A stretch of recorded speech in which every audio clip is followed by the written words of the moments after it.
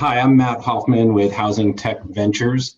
HousingTech Ventures is a fund that invests in and advises early stage companies that are bringing solutions to the housing market that can increase housing affordability, availability, and attainability.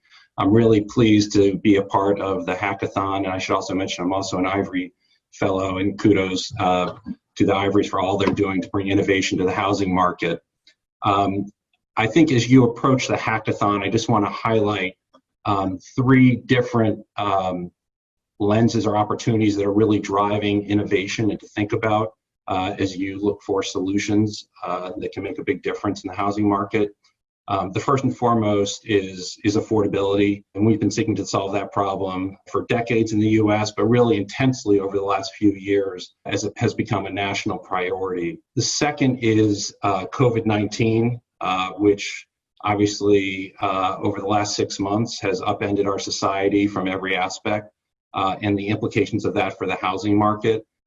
In particular, thinking about the way that housing can increase people's health security, in particular with regard to multifamily housing. So as we tell people currently and into the foreseeable future that they need to stay at home and they need to have the ability to isolate, to do that in a multifamily context is really difficult, right? Because multifamily is about densification and shared resources. So thinking about how to do that. So a lot of that in terms of innovation can be done remotely by applying technology. So remote operations is emerging as a huge opportunity in the multifamily sector.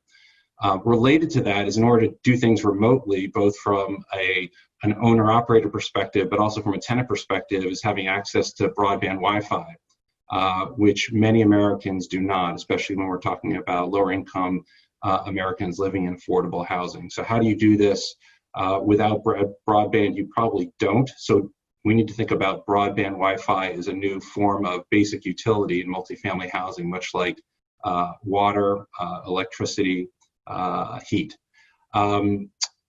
I also think that we've seen a lot of emerging business models around co-living and co-housing and the shared economy. And what is the implication for those models with regard to COVID-19? So thinking through, I still think that they're relevant, but how do we do them in a way that is sensitive to issues related to contagion? And all of this, when I talk about COVID-19, it's not just about the incident we're facing, but it's really about the awareness that we now have, especially in the United States, about the severity of contagion and its future in this country, because it's not something that probably just disappears. I'd also encourage you to think about what the market indicators are telling us right now.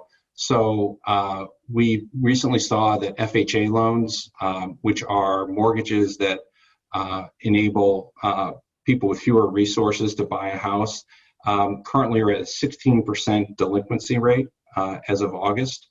Typically, that's only around 4%, so a 4x increase in that.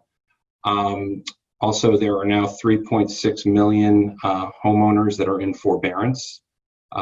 So that means that they are not currently paying their mortgage. And what happens to those folks if they can't pay their mortgage? What happens to that housing stock? Is there an opportunity there to hopefully keep them in their housing? And that would be a financial resource. Also, when we think about multifamily housing and people's ability to pay rent, how do we keep people, especially who have fewer resources, in their homes? How do we get them access to new and non-predatory credit models so that they can bridge cash flows until they can get back to work, et cetera? Lots of opportunity around credit products for lower income renters. And then also I'd say, especially with regard to COVID-19, new opportunities around resident empowerment and engagement. How do you get residents access to information that they need so that they can stay safe and participate in supporting a healthy community? So again, probably a lot of online resources and connectivity that enables a video call like this to happen that lower income people may not have access to, and how do we open up that opportunity? The final lens that I would suggest that you consider as you think about big challenges in housing to solve for is racial inequity. Although this is an issue obviously this country struggled with for decades and centuries, the events of May and the killing of George Floyd has really brought that front and center like it never has been before. So we have a lot of inequity, especially in the home ownership market. The current home ownership rate for Blacks is 44% compared to 76% nationally for whites. Obviously, home ownership is a huge pathway to asset building and wealth building and security, financial security. So how do we close that gap? And in places like Minneapolis, which has the biggest gap, where Black home ownership rate is only 25% compared to 76% white home ownership rate, are there targeted things that we can do? Are there capital pools that we can put together? How do we bring people into the system that are currently excluded from the system? And then I'd also suggest that there's also opportunity on in the rental market for innovation around access to capital that prevents people from renting. Things such as security deposits, which we're seeing some innovative approaches that look more like insurance, that lower the cost of renting, as well as flexible payments. Why do we pay on the first of the month?